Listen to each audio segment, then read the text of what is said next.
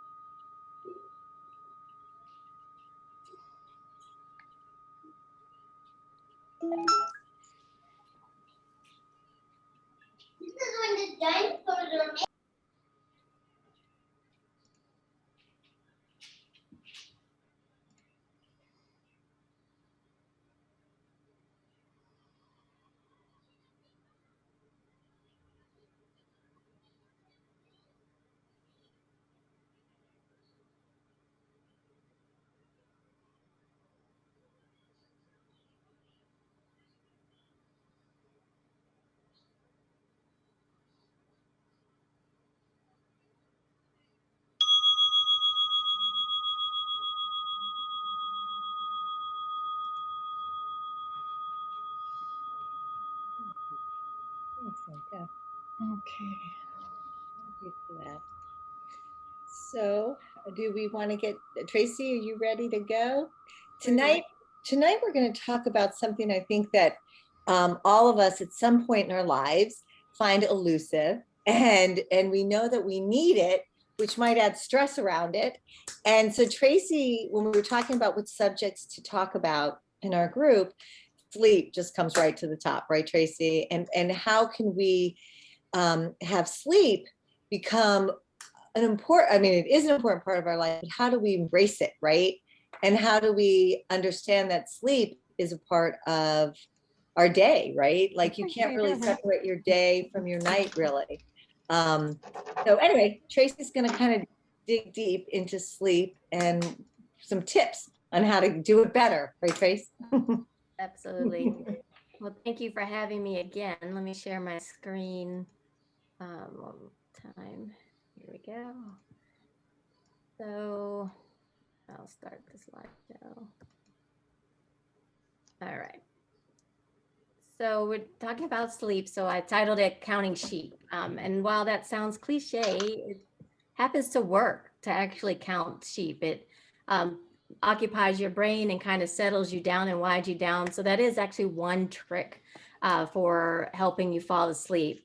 First, I'm just going to kind of go over the basics before we go into kind of holistic viewpoints on sleep. The basics are to avoid things like we're doing right now later in the day, being on your phone, being on computers, because the light from that convinces your brain that, oh, it's daytime, so we don't need to settle down.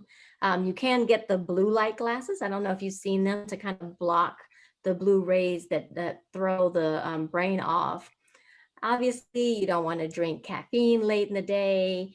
And while this sounds odd, though, you don't want to be doing work in your bed, and you don't want to be doing anything else other than telling your brain that when I hit this pillow, the thing I'm supposed to be doing is sleeping, because the body will actually get into habits that we want to kind of cultivate in doing the right thing. It's important to get into bed earlier. You kind of get into this misconception that, okay, I'm going to force myself to stay up late.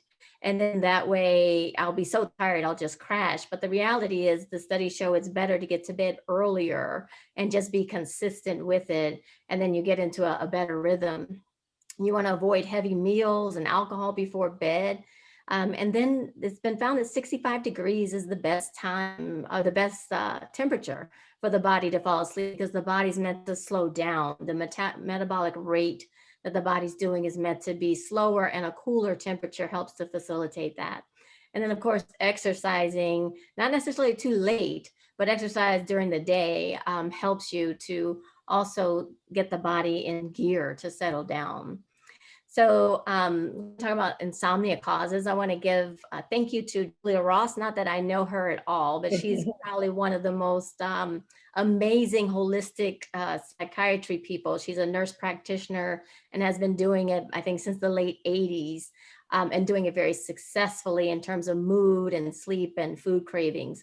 So a lot of this is her work, not all of it, but a lot of it is.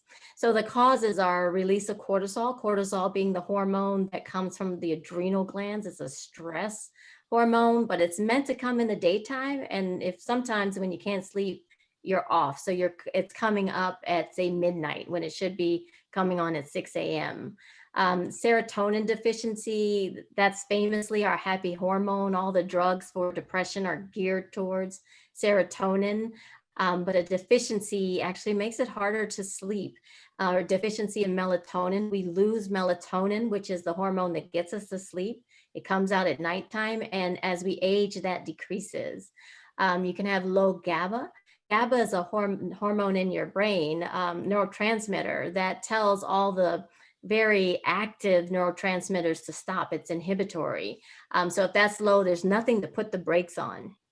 Of course, a poor diet or food sensitivities cause inflammation. And then inflammation itself, when your body's on fire and embattled and fighting something, it can be very hard for the body to settle down. So the first one we're going to talk about is cortisol. Cortisol comes up with stress. Alcohol raises cortisol, caffeine raises cortisol, and exercising, kind of getting your body into that fight response. If you exercise very hard in the evening time, will shoot it up. And again, you're supposed to be high in the morning for cortisol and low in the evening so you can go to sleep. The treatment to help maintain your cortisol is to lower your carbohydrates. It needs vitamins, minerals, vitamin C especially. 15% of people who have high cortisol are helped with supplements that I'm going to talk about a little bit in a few minutes, but it's GABA, melatonin, and tryptophan. The rest, things like phosphorylated serine, there's a product called Serifos. You can do about 3,000 milligrams of that or less to get to sleep. Plus or minus, or you can take it with something called hydrolyzed casein, which is a protein from milk if you're not milk sensitive. And that dose is 85 milligrams. So you can do them apart or together, and it'll work. There are also herbs that are adaptogenic that get your body to calm down, that help. Holy basil is a very good one for lowering cortisol. So is reishi. The mushroom is very good. And then there's a product called Relora that you can buy that's made from magnolia bark. That's also will settle you down. Then the next type, and probably a very common type in our society, is to have the low serotonin, melatonin issues. So the symptoms that if you have this are that you're depressed, or you have anxiety, hyperactivity, tics. And a tic is kind of where you can't control your body. That's a low serotonin symptom. Premenstrual syndrome is a reflection of serotonin. If you get depressed in the wintertime, some migraines also. And if you find yourself craving in the evening time, that's a sign that your body's trying to make more serotonin. But the thing you can give to kind of help out is tryptophan. Tryptophan is naturally found in Turkey. It's famously in Turkey. And the dose for sleep, though, before you go to bed is either between 500 milligrams and 2,000 milligrams. And that helps. It's like a precursor that helps to get the serotonin going. You can add melatonin if necessary. I think I mentioned this last week. When you take melatonin, less is more, 0.5 to 1 milligrams for sleep. If you do a higher dose, you want it to be a sustained release. because otherwise it'll take you through the sleep cycle so fast that you wake up early, too early. So a sustained release melatonin will give you a steady dose throughout the night. And it does take some getting used to. Sometimes you'll initially might have a hangover from it, but you will adapt. The next is the Gaba deficiency. So GABA, as I just said, is the inhibitory neurotransmitter in the brain that tells the body that kind of gets you going to slow down and stop. So the signs that you're deficient in that is you're very stressed, stiff, unable to relax, tense. These are people who sleep well with benzodiazepines. So you've probably heard of this class of drug with Valium or Ativan, clonazepam. Those drugs, if you can fall asleep with those drugs, consider GABA as the problem or the thing you need. And you can actually buy GABA over the counter. Comes in anywhere between like 100 to 750 milligrams per capsule, but I would say below 500 milligrams. So if you take a little bit more, it can cause anxiety in some people. This can be taken with all that we just talked about before, if need be, the tryptophan and the melatonin. If it doesn't work, consider adding the amino acid L-theanine in. That comes from green tea. It's very anti-anxiety. 100 to 200 milligrams usually works. You can go up to 600 milligrams of that. Again, it's like going to a smorgasbord of just green tea. So you can't really overdose on it.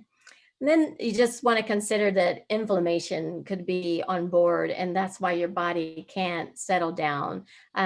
Fish oil is an excellent indicator, really, because if you do a high dose of fish oil, like between 3,000 milligrams and 5,000 milligrams, and your body just says, I can relax, then you just put out a fire. Consider it like putting out a fire in your body. And then in those cases, you will be able to sleep. If you're eating foods that bother you, you can get food sensitivity testing, or watch your body after you eat something and see if your body reacts. Like the best thing to do is look at your ears and see, do they get red after you eat something? It's a sign that you're sensitive to that. When we get back out of quarantine and you're in a big room after lunch, you'll see red ears everywhere because something that's not good for them. If you're kind of going through that middle part of life where your hormones are changing, lack of, like in women, progesterone in particular. Progesterone is the hormone that we have in spades when we're pregnant. It's progestation is what it means, but it happens to also just be a very calming, quieting hormone. And as your hormones, you start to lose them, it plays a part in insomnia. Some people can't sleep because they have pain. D-phenylalanine is a good choice in that case. It's another amino acid that can help.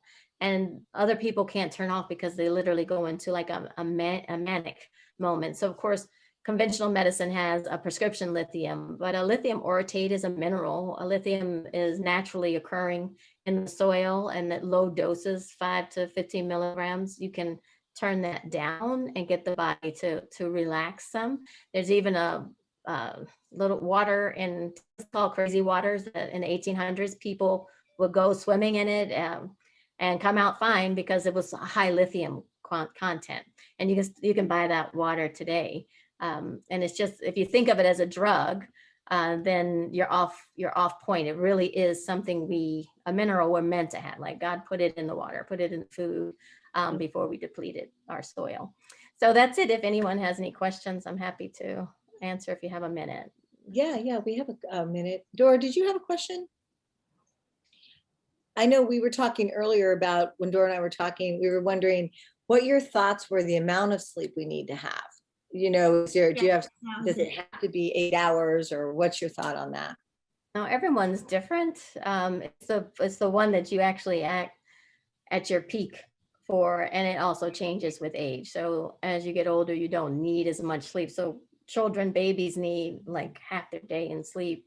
And then as you get in teenagers, of course, we're treating them horribly by making them get up way too early to go to school and do all those things. They actually are not lazy. They literally need their sleep. But as you get older, you don't need as much sleep. But I do think people tend to think, I don't need that much, I'm good. And then they cut themselves off. So I would play with it and find out what works for you, because there's no carbon copies here in terms of what works for one person doesn't necessarily work for another. What are your thoughts on the pharmaceutical drugs that we use to fall asleep? I was just gonna say, Miami, I take Ambien PRN, and and it's so effective, but it's not something that, I mean, I'd rather not, but at different really stressful times in life, it works. So what, I mean, I took down all those notes. Where do I start? I would start in your case because it's in that class of the benzodiazepines. Yeah. And so you would want to start with the GABA first. Okay. They actually make a sublingual that comes in like maybe 125 milligrams for like a fast acting. But I would say too that the harsh reality is that sleep is just so important that if you absolutely need to take a drug, right? Like, so if it comes down to not sleeping or taking Ambien, take your Right. Ambien, right? Yeah. Like, you gotta prioritize what's important. Yeah. That's really good advice. I Yeah. think we have time for one more question. Does anyone have another question? I think too, Tracy, one thing that I know we've talked a lot about is, hydration too, right? If you're dehydrated, I mean, in the middle of the night, we're still using energy, right? So in the mornings when you wake up, a lot of times it's important to drink water, right? It would be great. If you could throw in a little lemon, it'd be even better. Yeah, So like a lemon water would be excellent. And the more we're chronically dehydrated.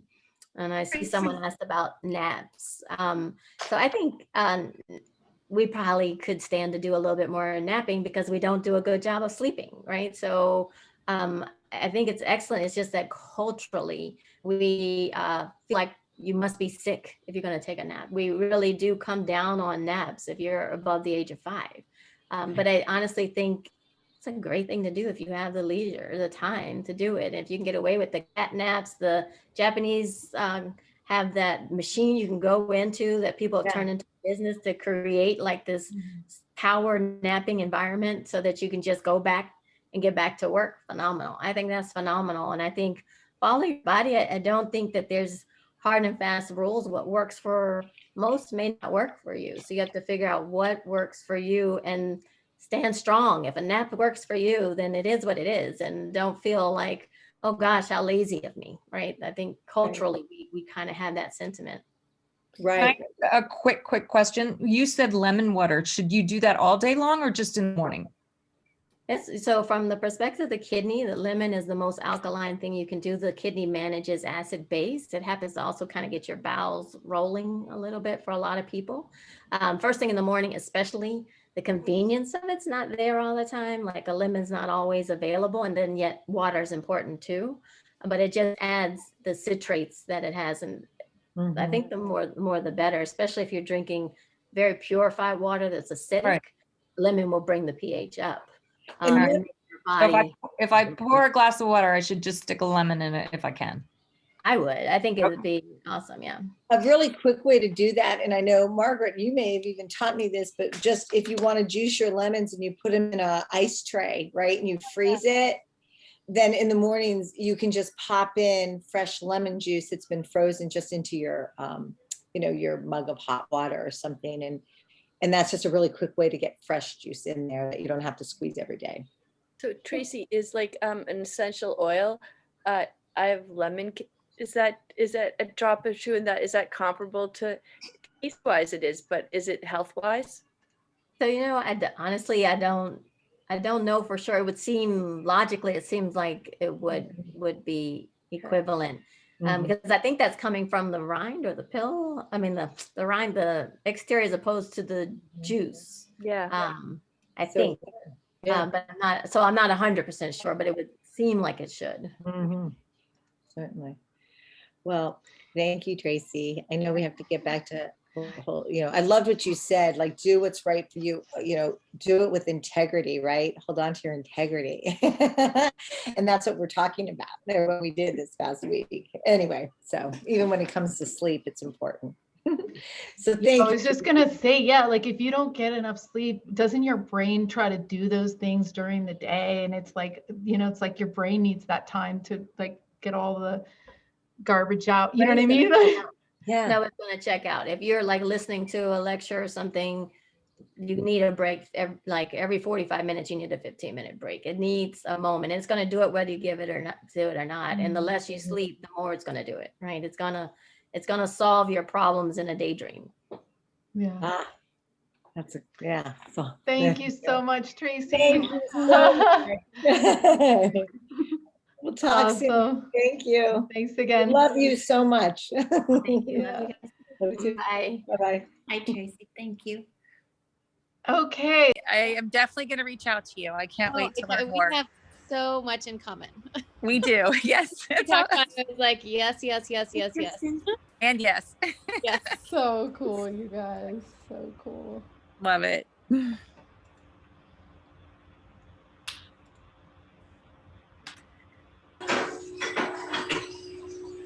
Okay, so if everyone can mute, that would be great if you're not talking. And then we'll go ahead and, are we mostly back on? No, not yet. People haven't left their groups quite yet. And we don't have Dora's group here. Here we are. Okay, cool. The Transformers are in the house. Who's your spokesperson tonight? Toro? Sharon. Awesome. Sharon, welcome. Hi everyone. Hi. So our group, a common theme through was about the reflection that everybody sort of did and felt this week, particularly on our core values, and how other principles kind of built into this. We discussed that transparency avoids disappointment down the road, and if you're just being open and honest initially in the beginning, that can actually avoid more disappointment. And the physical, we discussed the physical effects of not holding on to our integrity and what that can actually do and how that negatively affects you personally, but also then your relationships. So I think those were kind of the highlights from our group. Awesome. Yes, the physicality is so true. The Co-Mindfulness crew. Hey, we have Who Julie. do you have, Trisha? Julie's gonna speak for us. Julie, awesome. Julie. Oh, well, I think Julie was the timekeeper and I was going to speak. Oh, Heather. Okay. Heather's I thought so too. I was gonna. Heather, you're off the hook, Julie. Thank you, Heather. Julie's like, I didn't take your notes. Yeah, Julie's I'm like, like, no. Well, actually, really briefly, I would say that the two themes, there were many different things that were said, but the two themes that I heard were about age and just how when we're kind of in younger adulthood and meeting people and our spouses or whatever,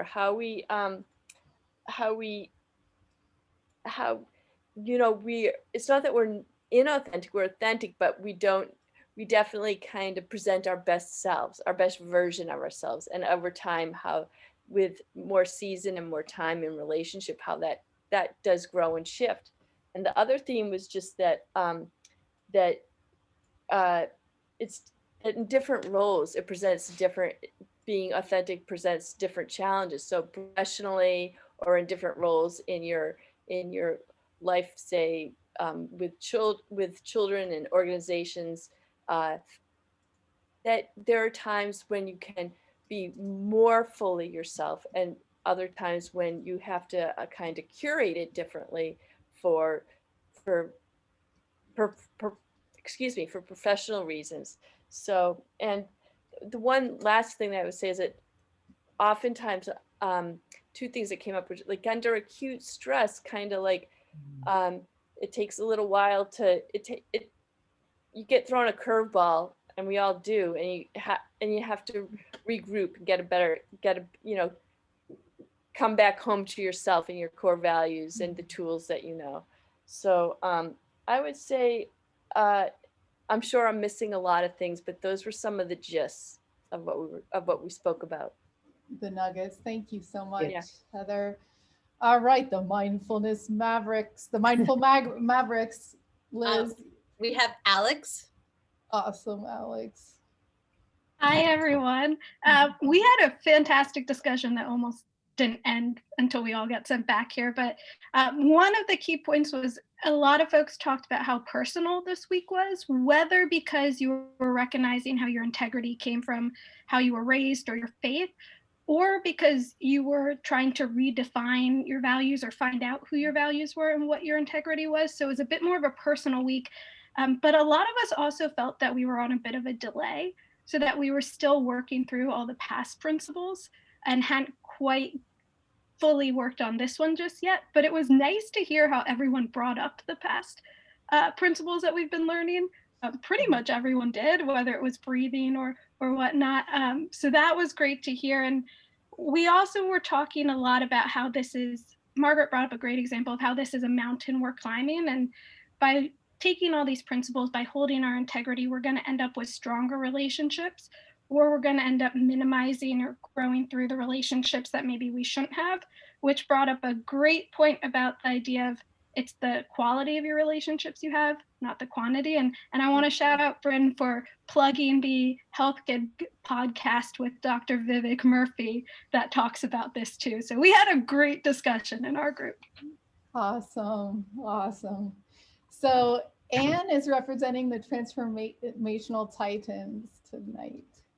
And we had a great discussion also. We talked about authenticity, individuality. These are sort of values that folks try to live up to, and uniqueness. And someone mentioned that they admire folks who figured out why they are here. And how difficult it can be. Someone mentioned that living in Washington, which with such a politically charged environment, that the lack of acceptance of different values can be hard in this moment. Some folks talked about how just during COVID is difficult and has led to a lot more reflection at this time right now. And about how it can be a daily commitment to living up to your values, to not make it mechanical, think about your daily actions and whether they're aligned with your values. Inclusivity is important, that feeling of belonging and unconditional love. Yeah. That's all right, you guys. So I invite you, if you have a quick piece of paper, to jot this your assignment for the final week. Number 1, show your partner an act of love or kindness. Okay, so you're going to plan out what you're going to do to show them love or kindness this week. Number 2, do something for yourself. Be kind to yourself. What can you do to pat yourself on the back for all the transformation you've done over this course of the 7 weeks? You guys got out of your comfort zone. You guys tried new things. You self-reflected about how your behavior is. So congratulations. Do something kind for yourself this week. And the third one is with strangers. So you're going to share a smile or kind word with some random people. Someone at the checkout. Hey, how's your day going? Someone that you meet on the street. Just send them a little bit of kindness and see how that feels. Before we talk about the meditation for this week and the podcast and do our closing breath, I'll let you know also the group discussion questions and the buddy prompt for this weekend.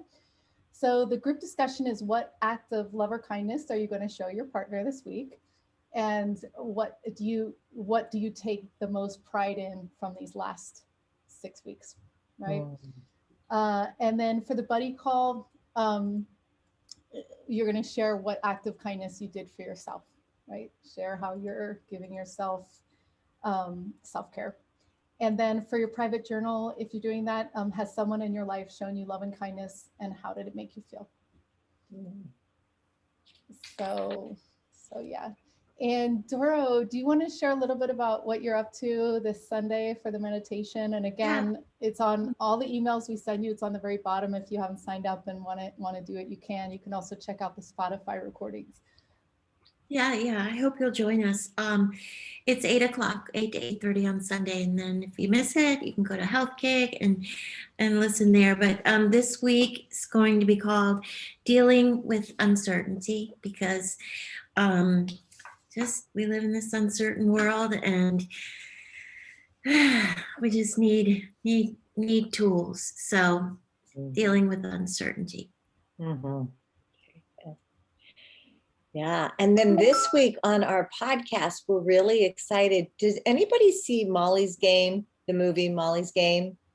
So Molly Bloom is our guest this week. And she talk about a story and talk about a life. If you don't know Molly's story, unbelievable. And she was honest, and she really shared what it meant to her to hold on to her integrity and what her core values are now after the life. And she's still so young, the life that she's had. So those that you don't know, she was an Olympian skier, was injured and very bright, and took her skills to Las Vegas, right, Doro? And became a professional gambler person. Like, she would put on the games, and it's her story of how that was like took her to the heights and then took her down. So we're really excited about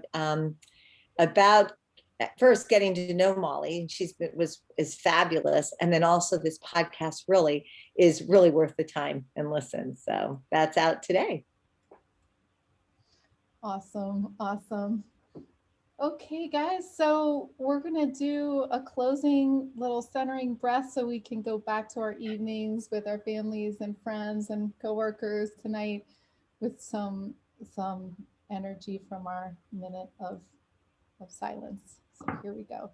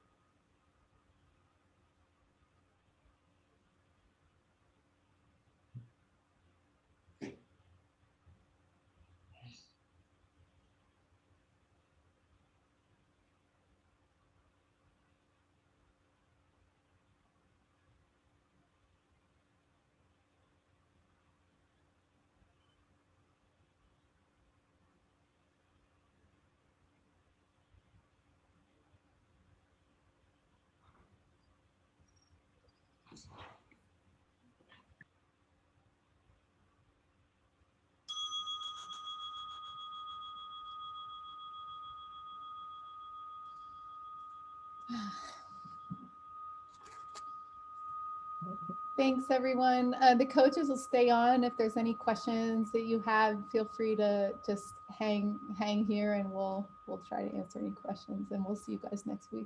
Thank you. Nice. Thank you. Thank you. Good night. Good night. Thank you. I just had a question for Doro. Where is the recording for the podcast? You mentioned Health Gig. Is that a website, or is that?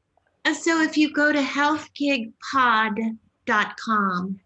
Okay. Yeah, you can find our, and if you go, on your iPhone, if you go to your podcast app, or you can get it, it's on every platform that podcasts are on.